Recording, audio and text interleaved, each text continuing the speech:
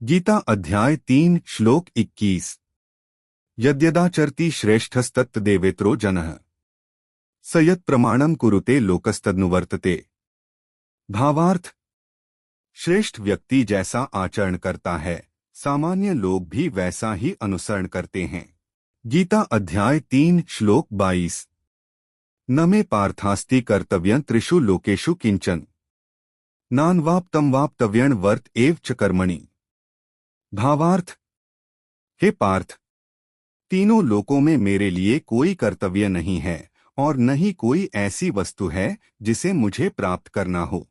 गीता अध्याय 3 श्लोक 23। यदि यह न वर्तेयं जातु कर्मण्य तंद्रितः मम वर्तमानुवर्तन्ते मनुष्याः पार्थ सर्वशः। भावार्थ, यदि मैं कर्म करने में सावधान न रहूं तो लोग भी मेरे मार्ग का अनुसरण करते हुए कर्म करना छोड़ देंगे। गीता अध्याय 3 श्लोक 24। उत्सीदेवरी में लोका न कुर्या कर्म चेदहम संकरस्य च कर्ता स्यामुपहन्यामिमाः प्रजाः। भावार्थ, यदि मैं कर्म न करूं तो ये लोग नष्ट हो जाएंगे और समाज में अव्यवस्था फैल जाएगी। गीता अध्याय 3 श्लोक 27। प्रकृतेः क्रियमाणानि गुणैः कर्माणि सर्वशः अहंकार विमूढ़ात्मा कर्ताहमिति मन्यते। भावार्थ, सभी कर्म प्रकृति के गुणों द्वारा ही संपन्न होते हैं, लेकिन अहंकार से मोहित मनुष्य यह मान बैठता है कि मैं ही सब कुछ करने वाला हूँ। श्रीमद् भगवद गीता अध्याय 3 श्लोक 28।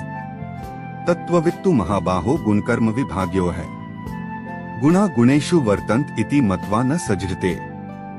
भावार्थ, तत्वज्ञानी समझता है कि प्रकृति के गुण ही गुणों में कार्य कर रहे हैं, इसलिए वह आसक्त नहीं होता। गीता अध्याय 3 श्लोक 29।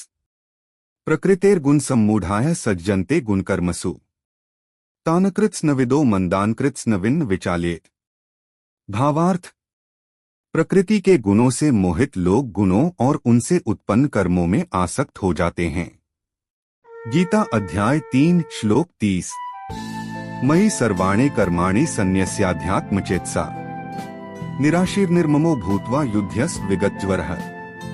भावार्थ, सभी कर्म मुझे अर्पित करके आशा और ममता छोड़कर चिंता रहित होकर अपना कर्तव्य करो। Please subscribe and follow.